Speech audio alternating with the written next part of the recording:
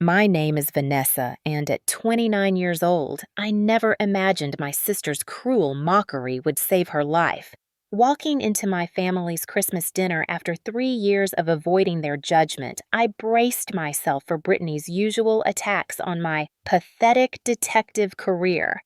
But when she introduced her new boyfriend Mitchell, something extraordinary happened.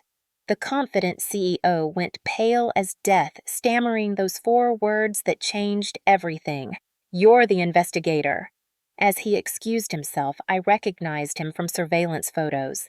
This Christmas was about to explode. Before we dive deeper into this wild story, I'd love to know where you're watching from today.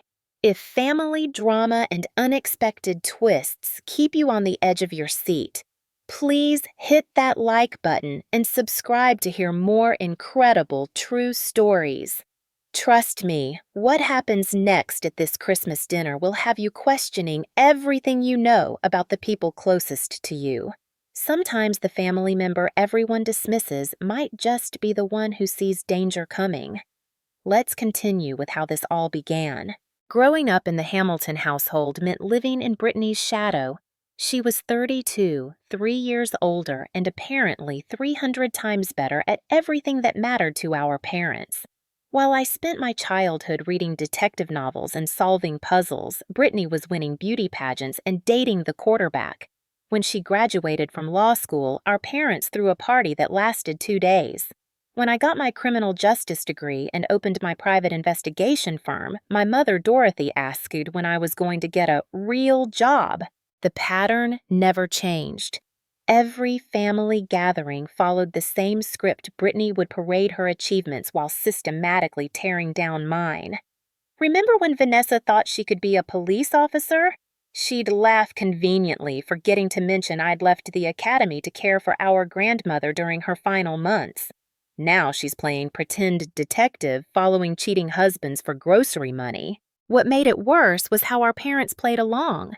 Mother would nod sympathetically at Brittany's barbs, adding her own comparisons. "Brittany just made partner at her firm," she'd say, even though I knew Brittany had actually been passed over twice. Father Harold would sit silently, occasionally meeting my eyes with what might have been sympathy, but never actually defending me. This particular Christmas, I'd only agreed to come because Cousin Emma had begged. "It's been 3 years, Vanessa. Grandma would have wanted the family together." So there I was, helping with dinner preparation, while Brittany held court in the living room, her melodious voice carrying through the house as she described her new boyfriend's tech company.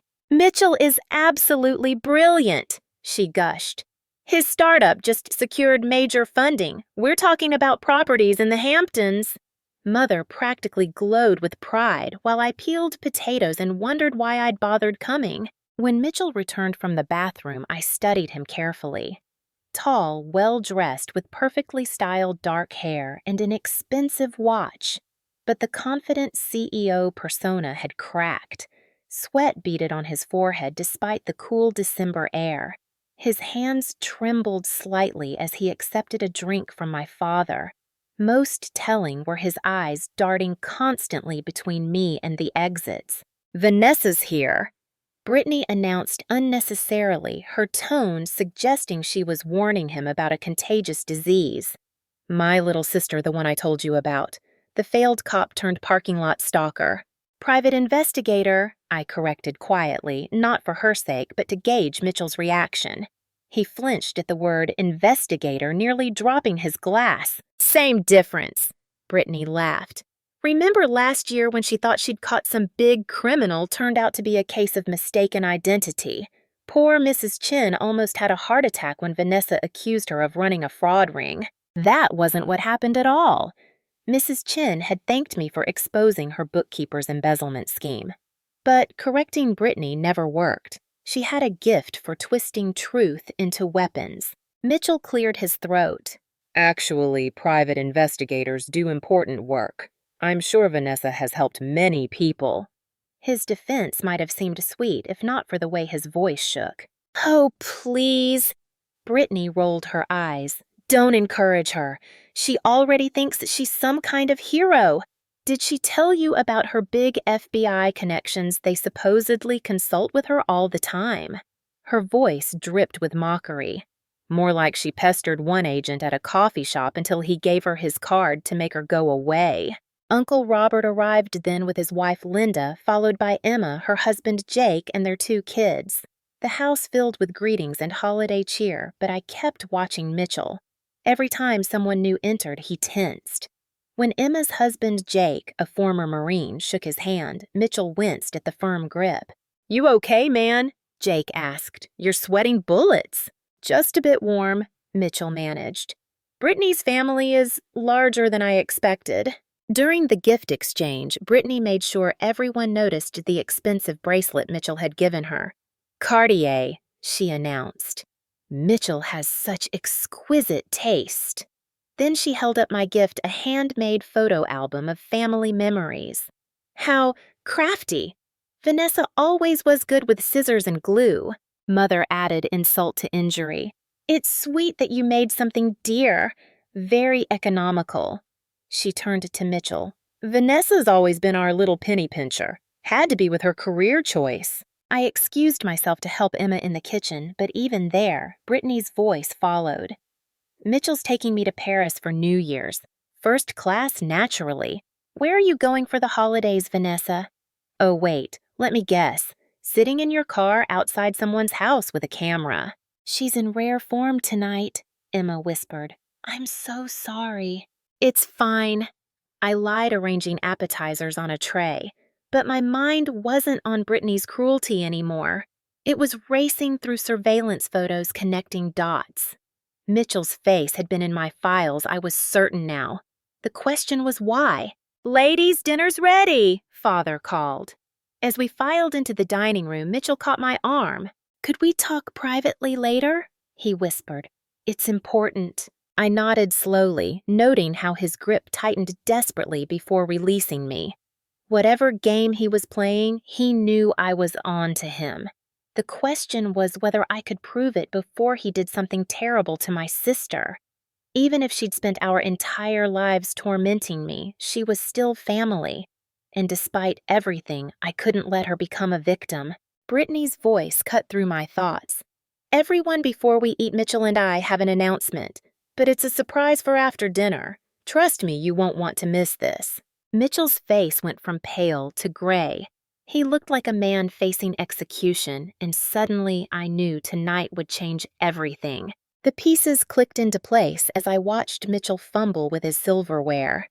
3 months ago, I'd been sitting in my small downtown office when Margaret Winters walked through my door. 70 years old, wearing pearls and heartbreak, she'd hired me to investigate her daughter's new boyfriend. "Something's not right about him," she'd said, sliding a check across my desk. "Call it mother's intuition, but this man is going to hurt my Sarah." The boyfriend's name was Marcus Webb, and Margaret's intuition proved devastatingly accurate. What started as a simple background check became my most complex fraud case. Marcus Webb was a ghost, a carefully constructed identity with a paper trail that looked perfect until you dug deeper. The real Marcus Webb had died in a car accident 5 years ago. Whoever was using his name was a professional con artist. I spent weeks following the trail. The man calling himself Marcus had a pattern. He targeted wealthy women, but not directly. He was smarter than that. He'd identify vulnerable family members, usually daughters recovering from failed relationships or dealing with family esteem issues. He'd sweep them off their feet with expensive gifts, grand romantic gestures, and most importantly, the promise of the love and validation they craved. The evidence I uncovered made my stomach turn. 5 victims over 3 years, possibly more. Jennifer Caldwell in Boston lost her entire inheritance, $3 million, before Marcus vanished. Helen Park in Philadelphia discovered her retirement accounts emptied after giving her boyfriend power of attorney. The worst was Linda Morrison in Baltimore. After Marcus disappeared with her money, she couldn't face the shame. Her sister found her body 2 weeks later. Each time he used a different name but the same playbook. Whirlwind romance, Fast engagement, financial documents signed in the haze of new love. He was patient, spending months building trust, never pushing too hard. By the time his victims realized the truth, he was gone with their money and their dignity. I'd built a solid case file for the FBI. Agent Coleman, who actually did consult with me regularly despite Brittany's mockery, was preparing to take over. We had photos, financial records, witness statements. Then 2 weeks ago, Marcus vanished. Sarah Winters called me crying, saying he'd left for a business trip and never returned. Her bank accounts were intact only because I'd warned her not to sign anything. The trail went cold in Philadelphia. Credit cards canceled, apartment abandoned, phone disconnected. I'd failed. Margaret Winters got her daughter back safely, but Marcus was free to hurt someone else. The case had been eating at me, keeping me up at night wondering who his next victim would be. Now I knew. The expensive watch, the practiced charm, the talk of quick engagements and investment opportunities. The man sitting at our Christmas dinner table wasn't Mitchell, the tech CEO. He was Marcus Webb, and he'd found his next mark in my own sister. The irony was bitter. Brittany, who mocked my career at every opportunity, was about to become exactly the kind of victim I specialized in protecting. Part of me, the petty human part, whispered that she deserved this. Let her learn the hard way that the little sister she dismissed might actually know something about the world. But I couldn't do it. Beneath all her cruelty, Brittany was still the sister who'd held my hand during thunderstorms when we were kids. She was the one who'd punched Tommy Morrison for pushing me off the swings in 3rd grade, even if she'd later claimed I deserved it. Family was complicated, messy, often painful. But it was still family. The bigger problem was evidence. I had nothing concrete tying Mitchell to Marcus except my recognition and his reaction to me. If I accused him now, Brittany would assume I was trying to sabotage her happiness out of jealousy. Mother would ban me from family events. The whole family would turn against me, and Mitchell would probably accelerate his timeline, pushing Brittany to sign documents before anyone could investigate. I needed to be smart about this. During the appetizer course, I excused myself for the bathroom but detoured through the hallway where coats hung. Mitchell's cashmere overcoat had inner pockets. My hands shook as I quickly searched, finding a wallet. The driver's license said Mitchell Barrett, but tucked behind it was another ID. My blood ran cold. Marcus Webb's fake identity still in his pocket like a trophy. Finding anything interesting. I spun around to find Jake watching me. Emma's husband had moved silently, his military training evident. "Jake, I can explain." He held up a hand. "I've been watching that guy all night. Something's off. His stories don't add up. Claims he went to Yale, but he doesn't know basic things any Yale grad would. Said his company's in Silicon Valley, but he called Highway 101 the 101. No Bay Area native makes that mistake." "You believe me?" "I trust your instincts, Vanessa. Always have. What do you need?" Relief flooded through me. "Keep an eye on him. Don't let him leave if things go south. And maybe position yourself between him and the exits." Jake nodded. "Copy that. Emma's been worried about you all night. That sister of yours." He shook his head. "Just be careful." I returned to find the main course being served. Brittany was in peak form, regaling the table with stories of Mitchell's business success while taking subtle digs at everyone else. But I noticed Mitchell barely touched his food. His eyes kept finding mine, trying to read what I knew, what I planned. Uncle Robert, ever the banker, started asking Mitchell about his startup. "What's your burn rate? How many rounds of funding? Who led the Series A?" Mitchell's answers were vague, filled with buzzwords but lacking substance. Anyone who'd actually run a startup would have specific numbers, investor names, concrete details. Robert's frown deepened with each evasive response. "Fascinating," Robert said, finally his tone suggesting it was anything but.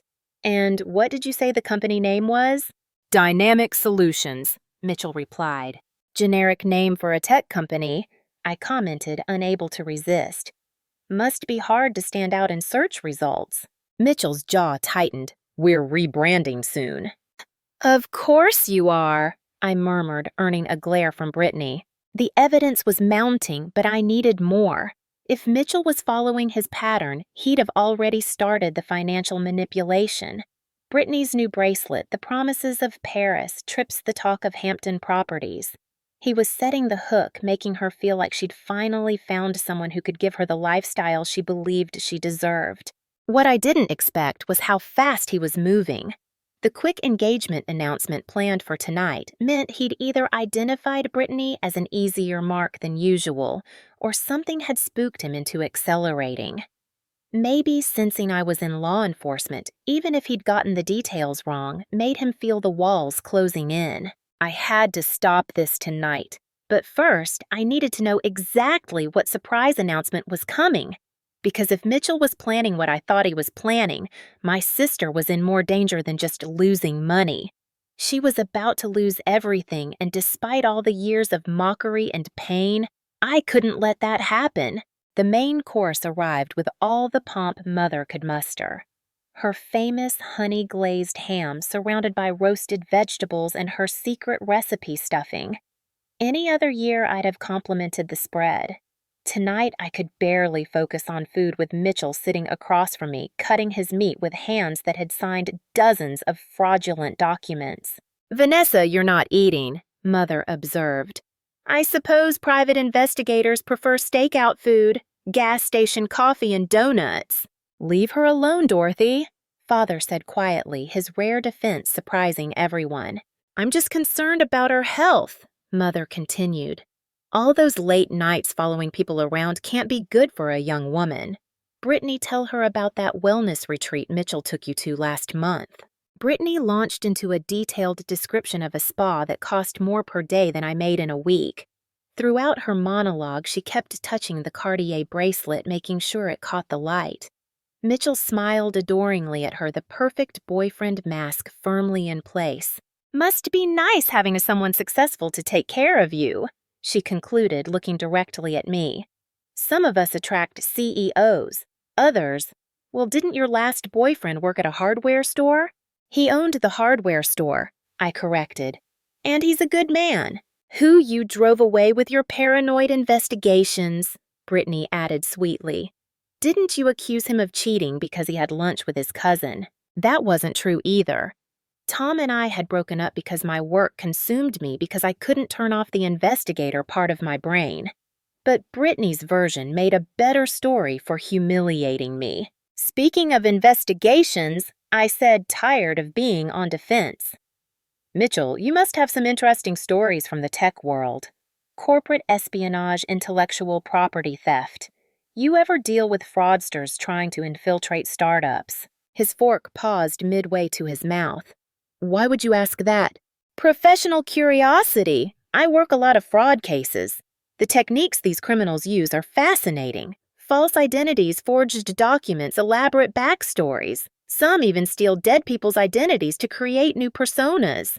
The table went quiet. Mitchell set down his fork carefully. "That's quite specific. Is it? I find most criminals follow patterns. Take romantic fraud, for instance. The perpetrator typically targets women with family money, often those recovering from previous relationship disappointments. They create a whirlwind romance, propose quickly, then gradually gain access to financial accounts." "Vanessa!" Brittany's voice could have frozen fire. "What are you doing?" "Just making conversation. Isn't that what families do at dinner, Uncle Robert? You must see fraud cases at the bank. What are the warning signs you train tellers to spot?" Robert, catching on to my game, leaned forward. "Requests for power of attorney are a big red flag. Joint accounts opened quickly. Large transfers to overseas accounts. We had a case last month where a woman lost everything to someone she'd known only 3 months. 3 months, I repeated, looking at Mitchell. "How long have you and Brittany been dating?" 4 months, Brittany snapped. "And I don't appreciate your implications." "I'm not implying anything, just curious about your whirlwind romance. When did Mitchell first mention investment opportunities?" Mitchell's mask finally cracked. "I don't have to sit here and be interrogated by some strip mall private eye." "Strip mall private eye," I repeated. "That's good. Original. Did you workshop that insult or does it come naturally? Jake shifted in his seat, ready to move if needed. Emma was gripping her wine glass so tightly I feared it might shatter. The children had been sent to play in the other room, sensing adult tensions they couldn't understand. You know what your problem is, Vanessa. Brittany stood, hands planted on the table. You can't stand seeing me happy. Every time something good happens in my life, you try to destroy it. My engagement to Richard. You investigated him until he couldn't take the scrutiny. My promotion. You suggested the firm only promoted me for diversity numbers. Richard was already married, I said quietly. I saved you from being the other woman. You destroyed my happiness because you can't find your own, and your firm did promote you for optics. Your colleague Brad told me they needed more female partners for the website. But you're still a good lawyer, Brittany. You didn't need their condescension. Mitchell stood too, placing a protective arm around Brittany. I think we should go. Sit down, Jake said calmly. It wasn't quite an order, but close enough. Who's going to make me the jarhead? Jake smiled. It wasn't a pleasant expression. Former Marine, current federal marshal. And yeah, I'll make you. The color drained from Mitchell's face for the second time that night. Federal marshal. Didn't come up in your background research, I asked innocently. Sloppy work, Marcus. The room exploded. Brittany screaming denials, mother demanding explanations, father trying to restore order. Through it all, Mitchell stood frozen, calculating his options. I saw the moment he decided to run, but Jake was faster, blocking the dining room exit with casual efficiency. His name is Mitchell! Brittany shrieked. What is wrong with you people? I pulled out my phone, showing the surveillance photos. His name is Marcus Webb, or rather, he stole that identity from a dead man. Before that, he was Martin Walsh, Michael Warren, and probably others. He's wanted in connection with fraud cases in 5 states. You're insane, Brittany said, but doubt crept into her voice. Am I, Mitchell? Why don't you tell everyone about Dynamic Solutions? Where's your office? Who are your investors? What's your company's EIN? Mitchell's silence spoke volumes. Uncle Robert pulled out his own phone, typing rapidly. There's no tech company called Dynamic Solutions registered in California. Not in Delaware either, where most startups incorporate. This is harassment, Mitchell finally managed. I'll sue all of you. With what lawyer? I asked. The one who helped you forge power of attorney documents, or the one who set up your shell companies. I'm guessing you work alone. Easier to keep all the profits that way. Mother sank into her chair. Brittany, darling, what has he asked you to sign? Nothing, Brittany said too quickly. Then quieter, just some investment paperwork for our future. Did you sign it? Father's voice was sharp with fear. Not yet. He said we'd do it after the announcement tonight. What announcement? I pressed, though I already suspected. Mitchell laughed bitterly. What difference does it make now? Yes, I was going to propose. Had the ring and everything. Your sister was going to have the Christmas engagement she always dreamed of. With a stolen ring. I pulled up another photo. This one by any chance reported stolen from a Baltimore estate sale. Belonged to Linda Morrison before she killed herself. You remember Linda, don't you, Marcus? You're lying, Brittany whispered, but she was backing away from Mitchell now. He still has it in his pocket, I said, right next to his multiple IDs and burner phones. Go ahead, Mitchell, show everyone the ring, prove me wrong. The room held its breath. Mitchell's hand moved toward his pocket, then stopped. In that moment, his entire facade crumbled. The loving boyfriend vanished, replaced by something cold and calculating. You have no idea what you've done, he told me. Your sister was happy. She would have had a few wonderful months before I left. Now she gets nothing but the truth. How's that better? Because the truth doesn't steal her life savings or leave her suicidal like Linda Morrison. I shot back. Brittany made a sound like a wounded animal. Get out! Get out! Mitchell shrugged. Gladly. Good luck proving any of this.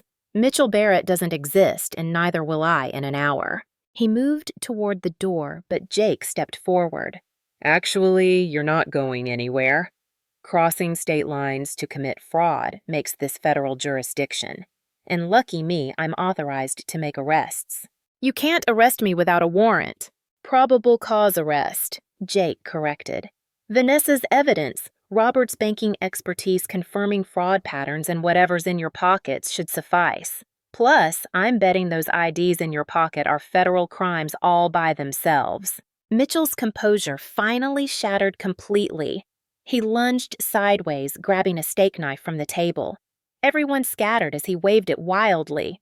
Back off, all of you! But his target wasn't Jake or me. He grabbed Brittany, pulling her against him with the knife near her throat. My sister, who'd spent the entire night mocking me, now looked at me with terrified eyes, silently pleading for help. Insurance policy, Mitchell snarled. Anyone moves, she gets hurt. Please, Mother sobbed. Take whatever you want, just don't hurt her. What I want is to leave. Keys to a car and a 30-minute head start, that's all. Not happening, Jake said firmly, hand moving to his concealed carry position. Then we have a problem. I stepped forward slowly. Marcus, you're not a killer. You're a con artist. Hurting Brittany doesn't get you money. It just makes things worse. Worse than federal prison. You hurt her, you guarantee federal prison. Or worse. Let her go and maybe we can work something out. It was a lie, of course, but I needed him to believe it. I caught Jake's eye, saw him ready to act when the moment came. Uncle Robert was quietly moving the children further away. Father had positioned himself near Mother. Everyone waiting for an opening. You destroyed everything, Mitchell told me. Months of work planning research. Do you know how hard it was to get close to your sister? Listening to her endless complaints about you pretending to care about her petty problems. Brittany flinched at his words, each one cutting deeper than the knife at her throat. The funny thing is, he continued, she was right about you. You are a pathetic wannabe cop who ruins lives. But you were also the only one who saw through me. How's that for irony? I kept him talking, moving imperceptibly closer. How did you pick her? Social media. She posted constantly about her failed engagement, her successful career, her family's beach house. Perfect target. Wealthy, insecure, desperate for validation. The kind who'd sign anything if it came with a ring and a promise. Each word was destroying Brittany, but it was also making Mitchell relax slightly, enjoying his moment of cruel honesty. The knife drifted an inch from her neck. That's when Jake moved. Fast as lightning, he grabbed Mitchell's wrist, twisting until the knife clattered away. Mitchell tried to fight, but against a trained Marine, he had no chance. Within seconds, he was face down on Mother's imported rug, Jake's knee in his back. Federal Marshal Jake Cooper, you're under arrest for fraud, identity theft, and assault with a deadly weapon. You have the right to remain silent. As Jake read Miranda rights, I ran to Brittany. She collapsed against me, sobbing uncontrollably. For the first time in years, I held my big sister while she cried, feeling her world shatter in my arms. I'm sorry, I whispered. I'm so sorry. You saved me, she managed between sobs. After everything I've done, you still saved me. The sound of sirens filled the air. I'd texted Agent Coleman earlier, hoping I was wrong about Mitchell.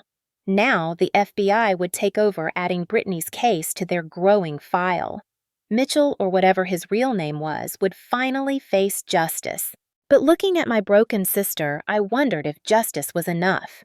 How do you rebuild after discovering your entire relationship was a lie? How do you trust again when the person you loved never existed? Those were questions for tomorrow.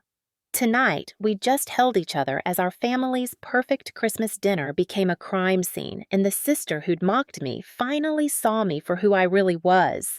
20 minutes later, the local police had Mitchell in custody while we waited for the FBI to arrive. The dining room looked like a disaster zone with overturned chairs, spilled wine staining the white tablecloth, and Mother's china scattered across the floor. But no one cared about the mess. All eyes were on Brittany, who sat curled in Father's armchair, clutching a cup of tea with shaking hands.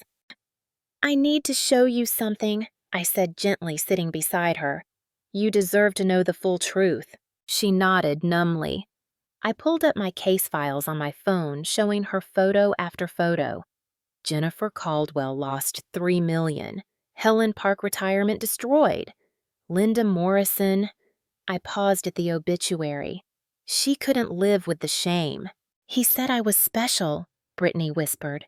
Different from other women. They all were special. That's how he chose them. Smart, successful women who'd been hurt before. He knew exactly what to say to make you trust him. Mother approached tentatively, her usual composure shattered. Brittany, darling, we need to know what documents he had access to. Does it matter? Brittany laughed bitterly. He played me perfectly, the successful lawyer who couldn't see a con artist right in front of her. You couldn't see him because he showed you exactly what you wanted to see, I explained. These men are professionals. They study their victims for months, create entire personalities designed to fill specific voids. Uncle Robert cleared his throat. We need to check your accounts immediately. Change all passwords, freeze credit, notify your bank. I gave him my social security number, Brittany admitted. He said he was adding me to his company insurance. Everyone winced. I pulled out my laptop, helping her start the tedious process of protecting her identity. As we worked, more revelations emerged. Mitchell had photographed her passport, had access to her email, knew her banking passwords because she'd typed them in front of him. The Paris trip, she suddenly gasped. He wanted me to add him to my investment account so he could surprise me with first-class upgrades. I was going to do it tomorrow. That's his final play, I explained. Get access to everything during a romantic trip, then vanish while you're sleeping. You'd wake up in a foreign country with no money and no way home. Emma brought Brittany fresh tea. How did you know Vanessa? What made you suspicious? His reaction when we met. Real CEOs don't panic when meeting their girlfriend's family, even difficult ones. Plus, I'd been tracking him for months. Different name, same face, same pattern. You mean you've been working this case all along? Father asked. And you never said anything. Would you have believed me? Brittany made it clear what she thought of my work. If I'd warned her earlier, she'd have accused me of jealousy and cut me out completely. She's right, Brittany admitted. I would have. God, I've been such a fool. No, I said firmly. You've been human. Wanting love doesn't make you foolish. It makes you brave enough to try again after being hurt. The doorbell rang. Agent Coleman had arrived with his team, tall professional with kind eyes that had seen too much human cruelty. He shook my hand warmly. Vanessa, wish we were meeting under better circumstances. Is this the sister? I made introductions while the FBI team processed the scene. Coleman interviewed each family member building the federal case. Mitchell had made crucial mistakes tonight, rattled by my presence. The multiple IDs alone would add years to his sentence. Miss Hamilton, Coleman addressed Brittany gently. I know this is difficult, but you could help us stop him from hurting others. Would you be willing to work with us? What would I have to do? Document everything. Testify if it goes to trial. Help us understand his methods so we can train others to spot these predators. Brittany straightened some of her lawyer steel, returning. Yes, absolutely yes. While the FBI worked, our family clustered in the living room. The Christmas tree lights twinkled mockingly, presents still unopened beneath the branches. What should have been a celebration had become something else entirely. I owe you an apology, Mother said suddenly, looking at me. Not just for tonight. For years of... I always thought Brittany needed more support because she was sensitive. I never realized I was tearing you down to build her up. Mom, I started, but she held up a hand. No, let me finish. You became a private investigator because you see things others miss. I missed everything important. My daughter was being conned by a criminal, and I was too busy criticizing her career to notice she was the only one who could save us. Father nodded. Your mother's right. I've been a coward staying silent when I should have defended you. You deserved better from both of us. We all owe her, Brittany said quietly. Especially me. Every horrible thing I said, every cruel joke, and you still saved me. Why? Because you're my sister, I said simply. That's what family does. No, she shook her head. That's what you do. I wouldn't have saved you. We both know that. The honesty hurt, but it was necessary. We'd built our relationship on years of denial and false narratives. If anything good could come from tonight, maybe it was finally telling each other the truth. Coleman returned with the evidence bags. We found plenty. The ring alone connects him to the Morrison case. Plus, he had paperwork prepared for tonight. Power of attorney documents, account transfers, even a prenuptial agreement that would have given him everything. A prenup? Brittany asked. But we weren't even engaged yet. He was going to pressure you to sign everything tonight. Probably claimed it was romantic, showing his commitment by getting paperwork out of the way so you could focus on love. That's exactly what he would have said, Brittany realized. I would have signed it too. Christmas engagement family watching champagne flowing. I'd have signed anything. Jake had been quietly researching on his phone. Got him. Real name appears to be Mitchell Stevens from Oklahoma. Started small with check fraud, graduated to identity theft, then found his niche in romance scams. Mitchell was his real name, Brittany asked. Probably reminded him of who he used to be, Coleman explained. Many con artists keep elements of truth in their lies. Makes it easier to remember their stories. The FBI team prepared to leave, taking Mitchell to federal holding. Coleman handed me his card, though I already had several. Outstanding work as always, Vanessa. We could use someone like you on the team full-time. I'm happy where I am, I said, meaning it for the first time in years. After they left, our family faced an awkward silence. The food sat cold on the table, the evening's plans thoroughly derailed. But somehow it felt more honest than any Christmas we'd shared before. What happens now? Brittany asked. Now we eat, Emma declared. Maybe not in the dining room, but we're still family and it's still Christmas. Besides, the kids are probably starving. So we did. Gathered in the living room with plates on our laps, everyone processing the night's events.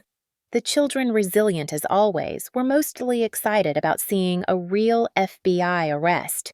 They peppered Jake with questions while carefully avoiding the subject of why Uncle Mitchell went away in a police car. Brittany sat next to me on the couch, closer than she'd been in years. I need therapy, she announced. Professional help to understand why I fell for this. That's a good start, I encouraged. Will you come with me? At least the first few sessions I think we have things to work through beyond just tonight. Of course. She was quiet for a moment. Do you think he felt anything real, even for a moment? I wanted to comfort her, but she deserved honesty. I don't know. Maybe he convinced himself he did. These people are often excellent at self-deception, too. He knew so much about me. My favorite flowers, how I take my coffee, my childhood fear of thunderstorms. Was it all just research? Information gathering, I confirmed. But Brittany, the fact that he had to study you to pretend to love you doesn't mean you're not worthy of real love. It means he was incapable of giving it. Mother joined us sitting on Brittany's other side. For the first time, I could remember the three Hamilton women sat together without tension or competition. It had taken a criminal's intervention to break our toxic patterns. We should open presents, Mother suggested tentatively. Try to salvage something from this evening. So we did, and in an ironic twist, the gift exchange revealed more truth than fiction. Brittany had bought me an expensive leather portfolio for my business, not a gag gift, but something thoughtful and professional. Her card read, "For the best detective in the family. I'm proud of you, even if I never show it." You bought this before tonight, I said, touched. I've been seeing a therapist already, she admitted.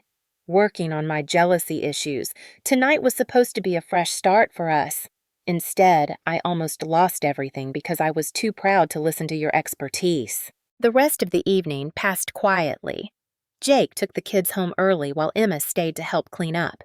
Uncle Robert promised to personally oversee Brittany's financial security. Father and Mother worked side by side in the kitchen, their silent communication suggesting conversations yet to come. As midnight approached, Brittany and I found ourselves alone on the back porch, looking at stars visible despite the city lights. I'm scared, she admitted. Not just of what almost happened, but of who I am. The person who spent years tearing you down because I felt threatened by your strength. We all have things to work on, I said diplomatically. No, don't minimize this. I've been cruel to you. Systematically, deliberately cruel, and you still saved me. You would have done the same, I said, though we both knew it wasn't certain. I want to be the kind of person who would, she said firmly. Will you help me? Always. We stood in comfortable silence, sisters finally seeing each other clearly. The night had shattered our family's carefully maintained facades, but maybe that's what we needed.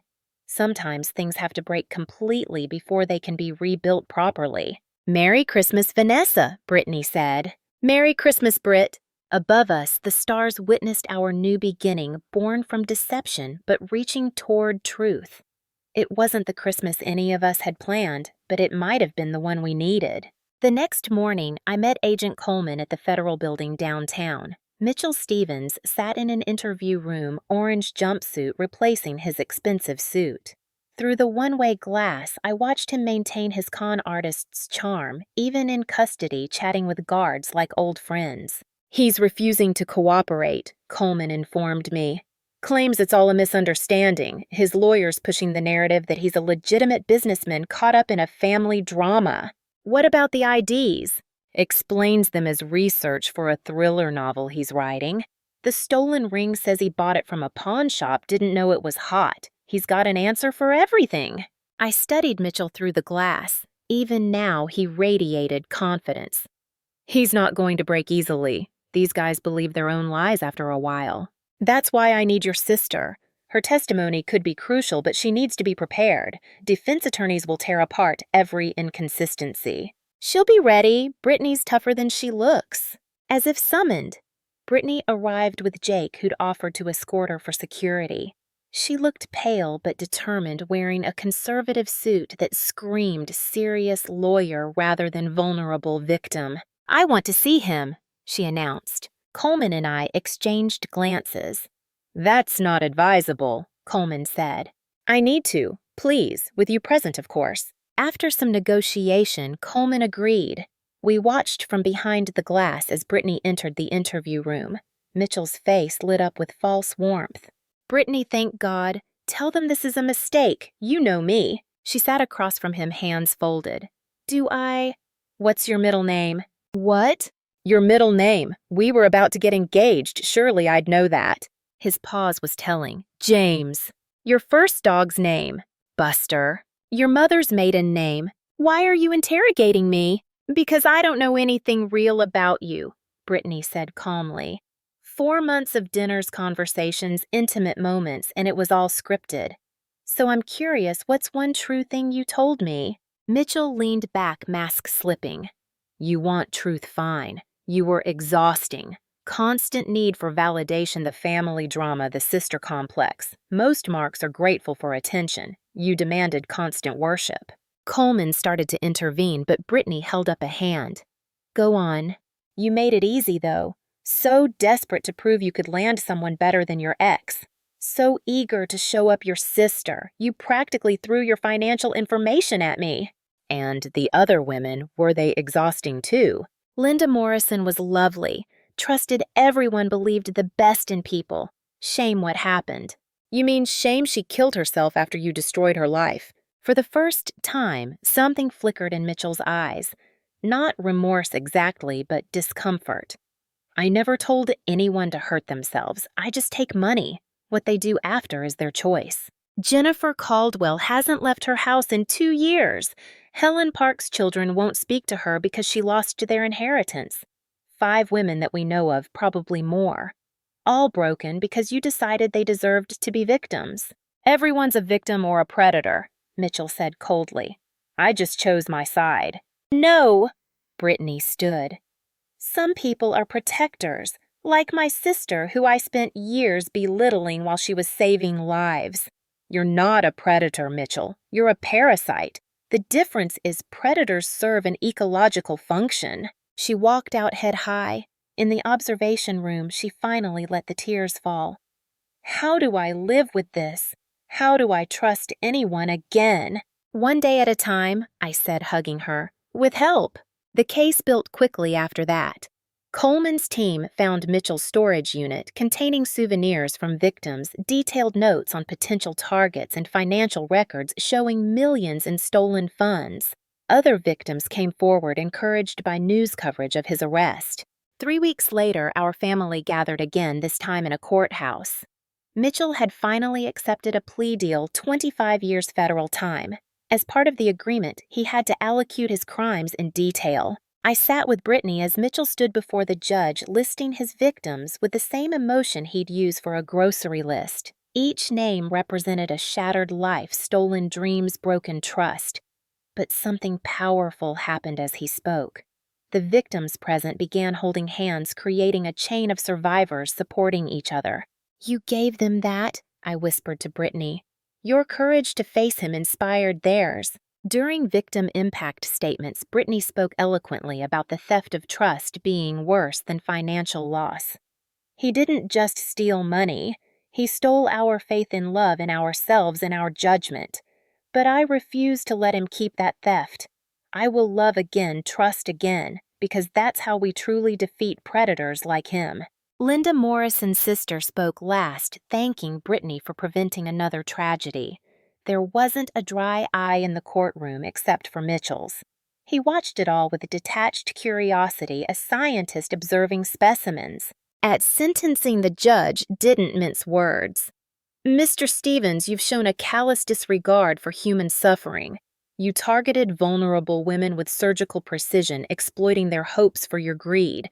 25 years is lenient. I hope you use that time to find whatever humanity you've lost." As marshals led Mitchell away, he looked back once. Not at Brittany, but at me. A nod of recognition between adversaries. Then he was gone, shuffled into the federal system where his charm would earn him nothing but suspicion. Outside the courthouse, media swarmed. Brittany had become an unwitting spokesperson for romance scam victims. She handled the attention with grace, redirecting focus to resources for victims and the importance of supporting those who'd been conned. "My sister saw what I couldn't," she told reporters. "Private investigators like her are heroes working in the shadows, protecting people who don't even know they're in danger. We need to stop dismissing their work and start appreciating their dedication." Uncle Robert had helped establish a victims fund, recovering some money from Mitchell's hidden accounts. It wouldn't make anyone whole, but it helped. Jennifer Caldwell sent a thank you note. Helen Park's children began reconciling with her. Small victories from massive pain. That evening, our family met for dinner at a quiet restaurant. No fancy presentations or power plays, just people who'd been through trauma together. Emma raised a toast. "To Vanessa, who saves people for a living and doesn't brag about it. To Brittany, who's showing us all how to rise from ashes. To family, messy and imperfect, but worth protecting. To truth," Brittany added, "even when it hurts." We clinked glasses, a family forever changed by one Christmas dinner. Mother had started therapy too, working on her favoritism patterns. Father found his voice no longer content with silence. Jake and Emma's marriage had strengthened, reminded of what real partnership looked like. "I have something to tell you all," I said as dessert arrived. "Coleman offered me a position with the FBI, full agent, white-collar crime division." "That's wonderful," Mother exclaimed, then caught herself. "If it's what you want." I turned it down. Everyone looked surprised except Brittany, who smiled knowingly. "I like being independent. Like choosing my cases, helping people who can't afford big agencies. The FBI does important work, but so do I in my own way." "Hear, hear," Father said, raising his coffee cup. "To doing things your own way." Later, as we walked to our cars, Brittany pulled me aside. "Thank you for showing me who you really are. All these years I was so busy competing, I never saw my sister was a superhero." "I'm not a superhero, I just pay attention." Same thing in a world where everyone's looking at their phones. "I love you, Vanessa. Real love, not the performance we've been doing." "I love you too, Britt. Always have, even when you drove me crazy." She laughed a real sound without bitterness. "I'm going to be a better sister, better person. Maybe even help with some of your cases' pro bono legal work for victims. I'd like that. We hugged goodbye, meaning it for the first time in years.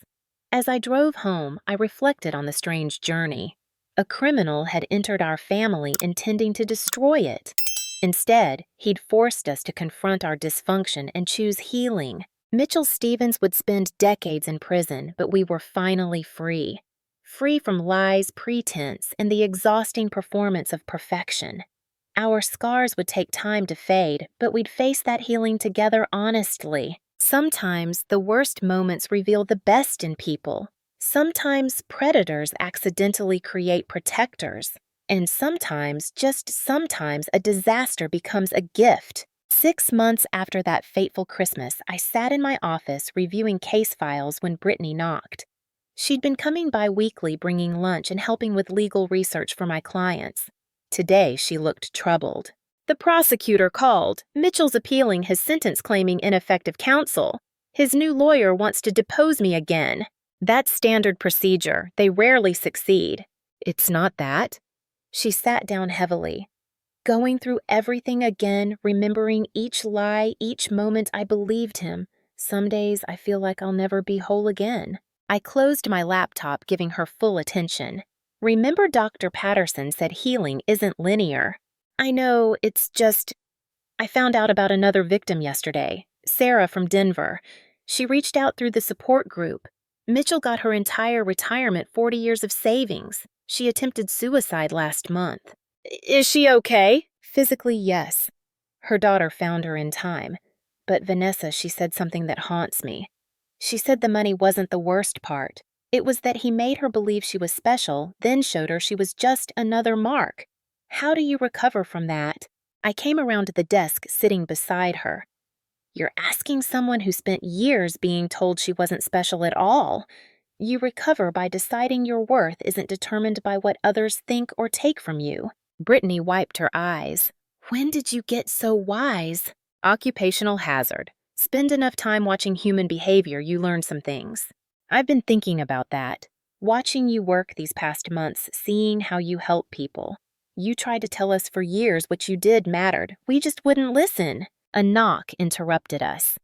Jake entered with Emma and surprisingly our parents. They'd been coming by more often, slowly rebuilding relationships without the toxic dynamics of before. Family meeting, I asked. Sort of, Emma said. We have something to discuss. They arranged themselves in my small office, Mother perching nervously on a chair's edge. She'd changed the most visibly, her rigid perfection replaced by something softer, more genuine. We've been talking, Father began, the designated spokesman, about the beach house. The family beach house had been a source of contention for years.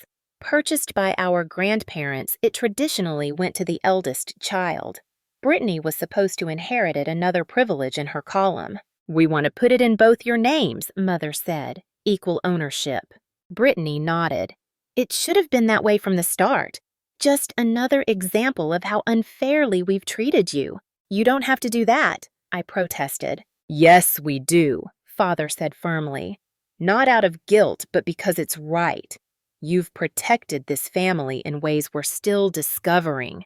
Did you know Robert found 3 other potential scams targeting our relatives? Your reputation apparently makes criminals think twice. That's just word getting around. Stop! Mother interrupted, unusual force in her voice. Stop minimizing yourself. We taught you to do that, made you small so Brittany could seem bigger. It was cruel and wrong. Mom's been working on that in therapy, Brittany added. Understanding why she repeated patterns from her own childhood. Grandma apparently did the same thing with her and Aunt Linda. Generational trauma, Emma said. But it stops with us. Jake and I are committed to raising our kids without favorites. Speaking of therapy, Brittany continued, our sessions have been revealing. Dr. Patterson thinks I developed narcissistic defenses because I knew deep down the favoritism was hollow. I was jealous of you, Vanessa. You earned your achievements. Mine were handed to me. That's not entirely true. You worked hard too. For approval, not purpose, there's a difference. She pulled out a folder. Which brings me to this. I'm leaving corporate law. Everyone expressed surprise. Brittany had defined herself by her prestigious position for years. I've been volunteering with the district attorney's office, specifically their financial crimes unit. They want to hire me full-time. The pay's a third of what I make now, but the work matters. I want to put predators like Mitchell away. That's wonderful, I said, meaning it. There's more. I want to formalize our partnership, Hamilton Sisters Investigations. You handle the field work, I handle the legal side, equal partners. I stared at her. You've thought about this. For months. We make a good team, Vanessa. Your investigative skills, my legal knowledge. We could help so many people. The Hamilton Sisters, Mother murmured. I like it, though perhaps I could help too. I know you wouldn't want me interfering, but I have connections throughout the charity circuit. Lots of wealthy women who might need discreet investigation services. And I could handle the financial analysis, Robert offered, having arrived late. Pro bono for family, of course. Don't forget operational security, Jake added with a grin. Can't have you two getting into situations without backup. I looked around my small office, suddenly seeing it filled with family wanting to help, not hinder. The same people who'd dismissed my work now understood its value and wanted to contribute. This is a lot to process, I admitted. Take your time, Brittany said. But know that I'm serious. I've already drafted partnership agreements completely equal. Your business just expanding to include legal services. Emma pulled out champagne from her enormous purse. For when you decide either way, though I vote yes. Imagine the Hamilton sisters actually working together instead of against each other. The criminals won't know what hit them, Jake agreed. As my family chatted excitedly about possibilities, I watched them with new eyes. The Christmas disaster had broken us apart, but we'd chosen to rebuild stronger. Mother's favoritism, exposed and examined, no longer poisoned our interactions. Father found his voice after decades of silence. Brittany discovered purpose beyond approval.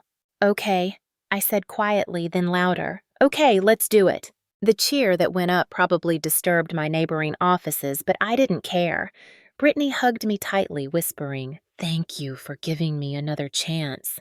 "Thank you for taking it," I whispered back. As we toasted new beginnings, I thought about Mitchell Stevens sitting in his federal cell. He'd entered our lives intending destruction, but inadvertently catalyzed transformation. By showing us our worst, he'd pushed us toward our best. To the Hamilton sisters, Father raised his glass. May you catch every con artist and protect every victim. To family, I countered. Messy, complicated, worth fighting for. To truth, Brittany added our new motto. We drank, we planned. We dreamed of cases to solve and people to help. My office, once a refuge from family judgment, became headquarters for our collective purpose.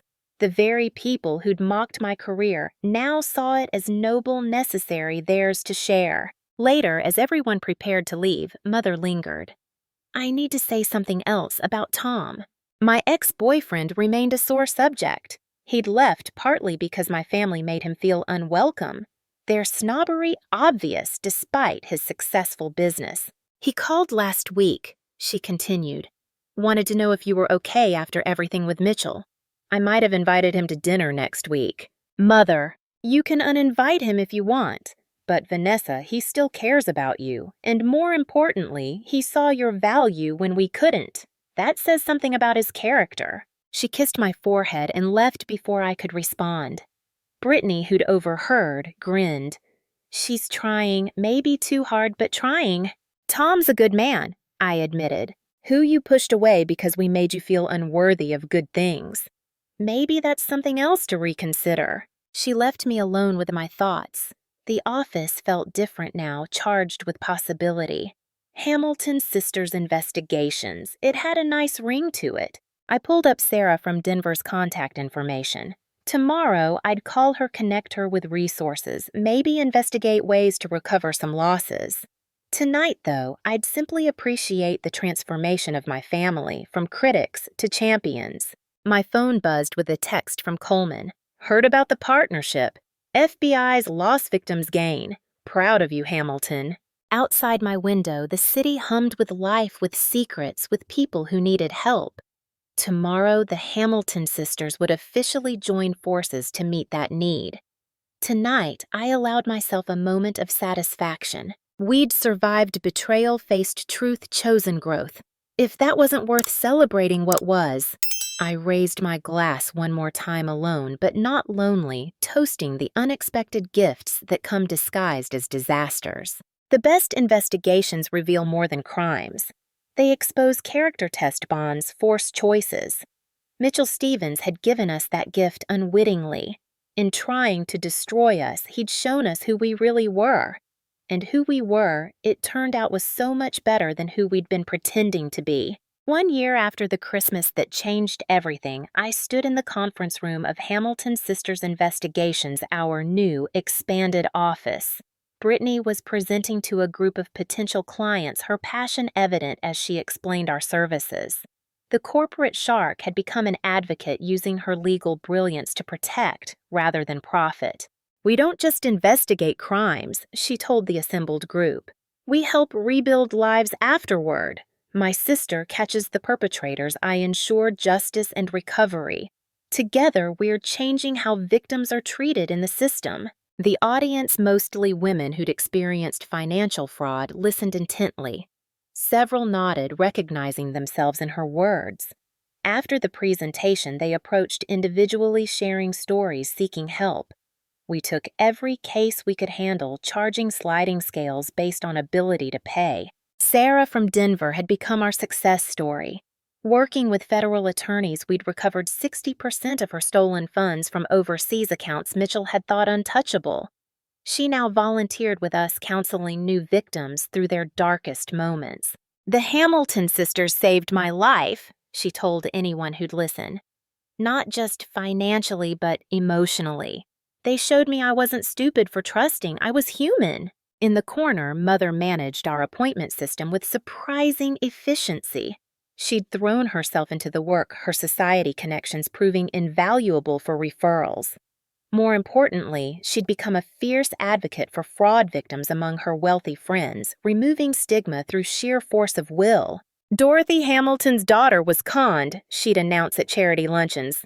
"If it could happen to a brilliant lawyer like Brittany, it could happen to anyone. Now let me tell you about the amazing work both my daughters do." Father handled our books, his quiet attention to detail perfect for tracking finances. He'd even started a support group for male victims of romance scams, recognizing an underserved population too ashamed to seek help. The door chimed, and Tom walked in carrying coffee for everyone.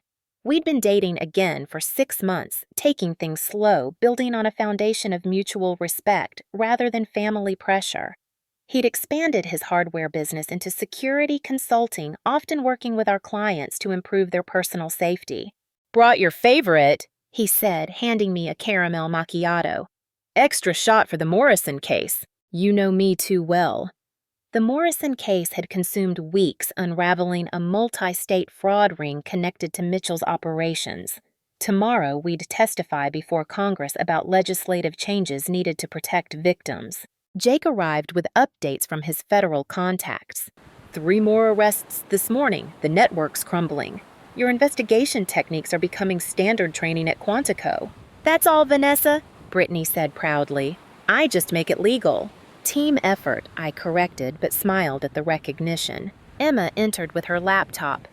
"The documentary wants to interview you both again. Netflix is interested."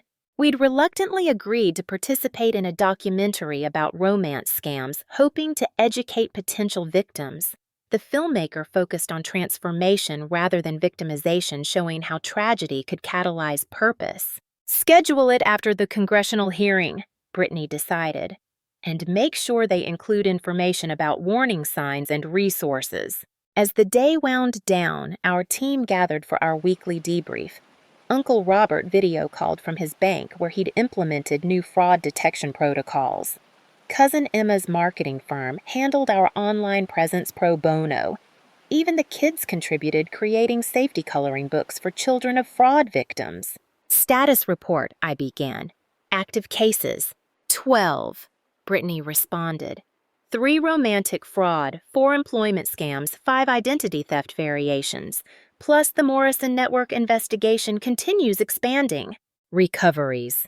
2.3 million returned to victims this quarter, father reported. Our best yet. Educational outreach. 14 seminars scheduled, mother said, including the FBI Academy next month. Support services. 43 active counseling relationships, Sarah added. Support group membership doubled. I looked around the table at my family, my team, my purpose made manifest. Any concerns? Just one, Brittany said. When do we tell Vanessa our other news? Everyone grinned conspiratorially. Tom pulled out a small wrapped box. We wanted to wait for the right moment. Inside was a key and a photo. The building next door, twice our current size, perfect for expansion. The owner's retiring, Emma explained. Offered us first purchase option. We pooled resources, Robert added. Consider it an investment in justice. You bought us a building. We bought the future Hamilton Sisters headquarters, Mother corrected, with room for a proper victim resource center. I felt tears threatening, overwhelmed by the gesture and what it represented. A family that once dismissed my work now invested everything in its growth. There's one condition, Brittany said. The conference room gets named after Linda Morrison.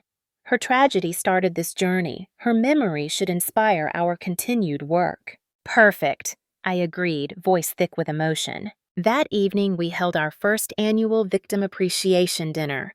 Survivors from across the country gathered to share stories, celebrate recoveries, and support newcomers to this unwanted club. Mitchell's victims sat together at one table, bonded by shared experience and mutual healing. Jennifer Caldwell stood to speak. 2 years ago, I wanted to die. The shame felt unbearable. Then Vanessa Hamilton called me, said she believed me, said we'd fight together. Tonight I own my home again, my dignity restored. That's the power of people who care. Helen Park's children attended with their mother, relationships slowly mending through family therapy. We blamed Mom for losing our inheritance. We didn't understand how sophisticated these criminals are. The Hamilton sisters taught us that victims deserve support, not judgment. Brittany took the microphone next. I was supposed to be smart, successful, untouchable. Mitchell Stevens showed me how arrogance blinds us to danger. But my sister, who I'd mocked and belittled, saved me anyway. That's grace. That's family. That's why we do this work. The applause was thunderous, but she wasn't finished. Some of you know I'm in recovery for more than just financial fraud. I'm recovering from years of cruelty toward someone who deserved better. Vanessa, would you join me? I walked on stage accepting her hand. This woman is my hero, Brittany announced. Not because she saved my money or caught my con man, because she showed me that strength isn't about tearing others down. It's about lifting them up even when they don't deserve it. Especially then. We embraced as the room erupted. Through the crowd, I caught sight of Mitchell's prosecutor Coleman's team journalists who'd covered our cases, clients who'd become friends. All united in understanding that justice meant more than punishment. It meant prevention, education, healing. Later, as we cleaned up, Brittany and I found ourselves alone in the future Linda Morrison conference room. City lights twinkled through windows, each one representing someone who might need our help. No regrets, I asked. Only that it took a criminal to make us sisters again, she replied. But maybe that's fitting. Sometimes we need our worlds shattered to rebuild them right. Hamilton Sisters Investigations, I mused. Who would have thought? You did, she said firmly. You always saw potential where others saw problems. In your work and people, even in me. That's your gift, Vanessa. You investigate hearts as much as crimes. We stood together planning futures that once seemed impossible. Tomorrow would bring new cases, new challenges, new opportunities to serve. Tonight, though, we simply appreciated the journey from mockery to partnership, from rivalry to respect, from family dysfunction to united purpose. The woman who'd mocked me at Christmas dinner had become my strongest ally. The career everyone dismissed had become a family calling. The investigation that started with suspicion had ended with transformation. Mitchell Stevens served his time in federal prison, unaware he'd accidentally created a force for justice. His victims found voices, resources, hope. The Hamilton family found truth beneath decades of pretense. And two sisters found that the strongest partnerships grow from the deepest forgiveness. As we locked up the office, Brittany paused at the door. "Thank you," she said simply, "for everything. Thank you for becoming the person I always knew you could be." "Flatterer, save that charm for congressional testimony." We laughed walking into the night as partners, sisters, friends. The mockery of that Christmas dinner had become motivation. The investigation had become inspiration. The tragedy had become triumph. And that, more than any case closed or criminal caught, was the greatest victory of all. What started at a family dinner with cruel words and revealed deceptions had grown into something beautiful. Where once there was judgment, now there was justice. Where once there was mockery, now there was mission. Where once there was pain, now there was purpose. The Hamilton sisters investigating crimes, healing hearts, changing lives, together. I wanted to ask you all a question. Have you ever had a moment where someone you least expected turned out to be your strongest supporter? Or maybe you've been in Brittany's shoes, realizing too late that you misjudged someone important to you. Share your stories in the comments below, because sometimes the most powerful transformations come from the most unexpected places. If this story resonated with you, please hit that like button and subscribe for more tales of family redemption and the power of second chances. Share this with someone who needs to hear that it's never too late to make things right. Thank you for joining me on this journey of how one disastrous Christmas dinner led to something beautiful. Remember, the people who see your truth even when you're at your worst are the ones worth keeping close. Until next time, stay safe, trust wisely, and never underestimate the power of family, however complicated it might be.